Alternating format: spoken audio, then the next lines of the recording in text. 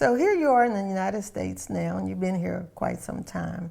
What do you think about the jazz scene here in Pittsburgh? It is excellent. I see it all as a community of people, the fans and the musicians, and there is just something remarkable with this scene, with this cohesiveness, and the level of playing is extraordinary. I don't know what it is that's in the water, or what's happening, but I mean, it's really a wonderful place to be a jazz fan and to be a musician, I'm sure.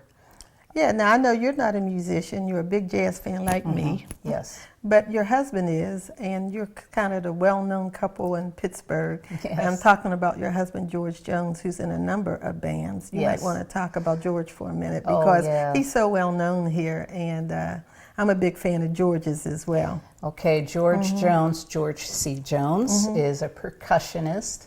He plays conga drums and other percussion instruments, and he plays Latin jazz. He plays in salsamba and azucar and his own band, the New View Trio. And George has been at it for a long time, maybe been playing in Pittsburgh for maybe 40 years. But what I'm curious about is that you had this interest in jazz sparked by horns. Yes. But in talking to my husband, Mensa, he told me that you were a member of or a fan of the organ. Yes. And that you worked in an organ collective, which is going to bring us to our next topic of discussion, which is our up-and-coming event in September 19th. We're bringing in Dr. Lonnie Smith. And we're doing that as actually because of you. I think, Mensa talked to me about this history you have with the organ collective. So tell me a little bit about that, and then we'll talk a little bit more about what this organ music is all about. Okay. Let's see. When I first started listening to jazz, I didn't know anything about the Hammond B3 organ. I really never paid it any attention. Even though my first husband, Sylvester, had played with Lonnie Smith back in the 60s. I heard jazz organ, but it never really clicked with me. Until one particular time, I really, really heard it. And it wasn't a Hammond B3 that was being played. And it's just the way it happened. You say it was not a Hammond B3? It was not. No, it was probably a Yamaha keyboard. Oh, okay. But it sounded like a Hammond.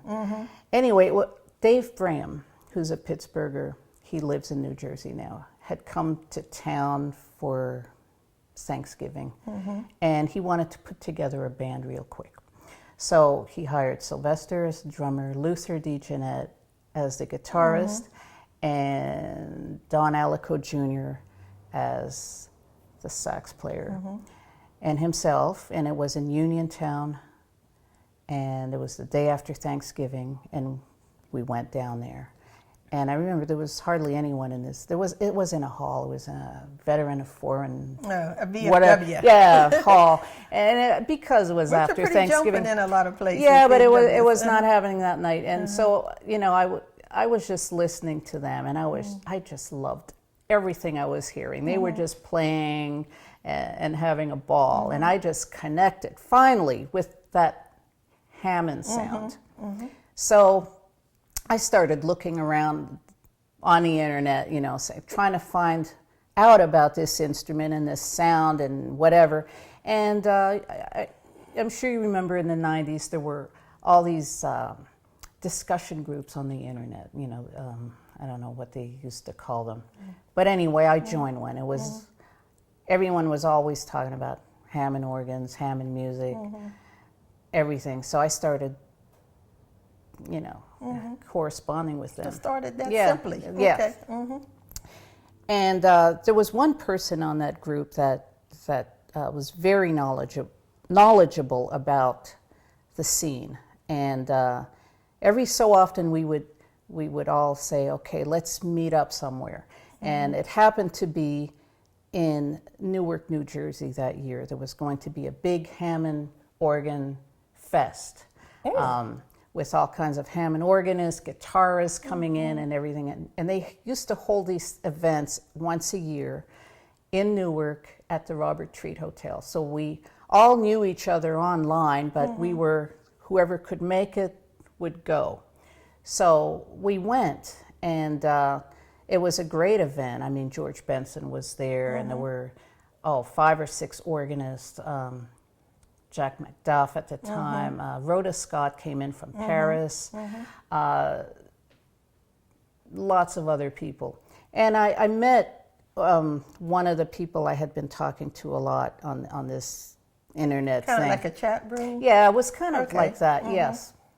But the subject matter was Hammond. Hammond B3. That was it. Okay. So, and his name is Pete Fallico. And he's very, very well known in the jazz organ community. And so we kept in touch, and he, like I said, is very knowledgeable on this. And there's probably not an organist alive that doesn't know him. And so anyway, Pete's idea was always to be able to start a nonprofit organization that would promote the organ. And because I worked in a foundation and I knew how that would work, I said, well, why don't you make it into a 501c3? And he said, what's a 501c3? Yeah. So we kind of joined forces, and with his inside knowledge of the players and the industry, and I would help him set it up, legally as a 501c3. And with a mission statement. It's a little bit like Kente art. Yeah, it's not easy. Yes. Though. We had to hire someone to help us. Yeah, it so is not an easy. thing. And until you have experience. Yeah, it is not easy. And then this organization is based in Oakland, California. So it still exists? It still exists, You yes. have yearly meetings? Yes, we do. Okay. And the point of the organization is to promote and present jazz organ music.